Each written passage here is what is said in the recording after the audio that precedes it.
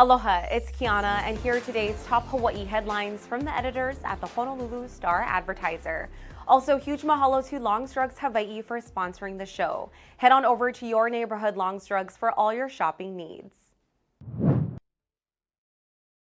The Hawaii Tourism Authority's future is in question as state legislators debate the agency's funding.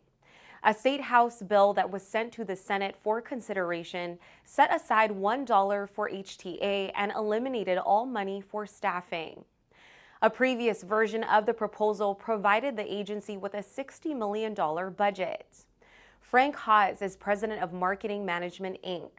Haas said the $1 provision in the updated bill is likely a signal that the HTA's budget is up for debate. A law passed last year removed HTA's dedicated source of funding and cut its annual budget from $79 million to $60 million. The agency's funding is now subject to the discretion of state lawmakers. The entire House budget includes nearly $8.6 billion in general funds and almost $16.7 billion in all means of financing. The legislature is expected to craft a final budget at the end of April before voting on it in May. The University of Hawaii will suspend its mandatory vaccination rule for students and employees at all 10 of its campuses starting Saturday. University officials also said regular COVID-19 testing will no longer be required for those with vaccine exemptions.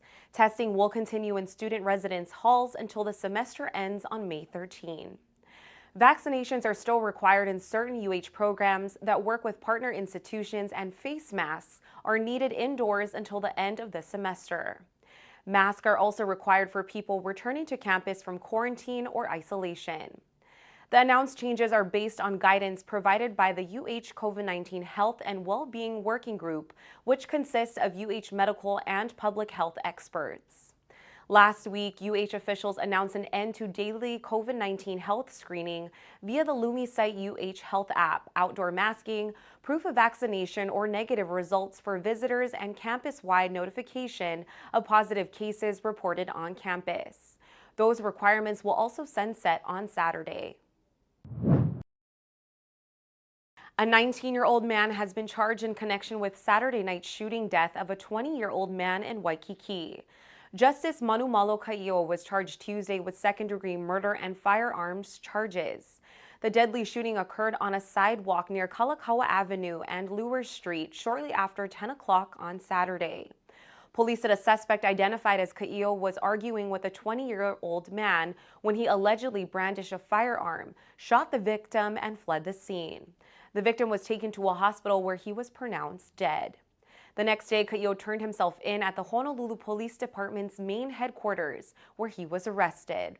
According to police, the two men knew each other. Meanwhile, police are investigating an alleged armed robbery in Kunia.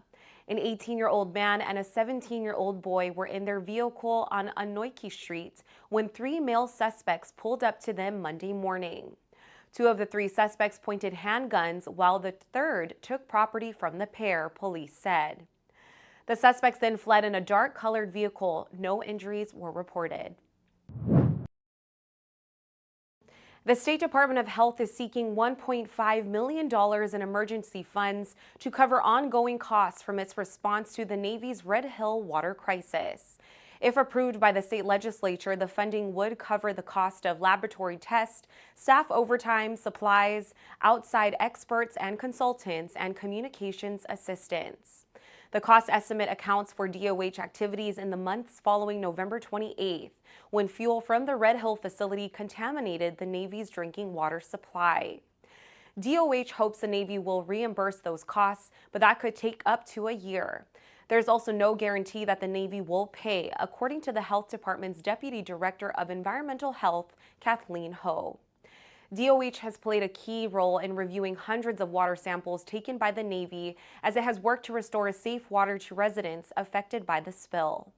The department will also play an oversight role in safely draining Red Hill's tanks now that the Pentagon decided to shut down the fuel farm. In testimony to lawmakers, DOH said that its response to the ongoing situation could be hampered without the emergency funding. The University of Hawaii football team embraced its past when it took the field Tuesday for its first practice under new head coach Timmy Chang. Chang's staff played local music, returned to a traditional jersey color scheme, and employed a coaching style that favored instruction over reprimands. The jersey had the Hawaiian Islands emblem on the left side of the chest, and players' white helmets had a number 15 sticker, in tribute to late UH quarterback Colt Brennan. Chang, who set records during his time as a Rainbow Warriors quarterback, has 7 UH graduates on his staff. Several alumni attended the 3-hour workout, including defensive tackle Isaac Sopoaga, running back Afatia Thompson, and receivers Chad Owens, Greg Salas, and John Ursua. Owens watched his son Chad Jr. take snaps as quarterback. Attendance will grow Saturday when state COVID-19 restrictions are lifted and fans can watch spring practices in person. For more on these stories and all the latest headlines, subscribe to the Honolulu Star-Advertiser. Visit Hawaii's top source for breaking news online at staradvertiser.com and download the Star-Advertiser mobile app. Mahalo, have a great day, and we'll see you back here tomorrow.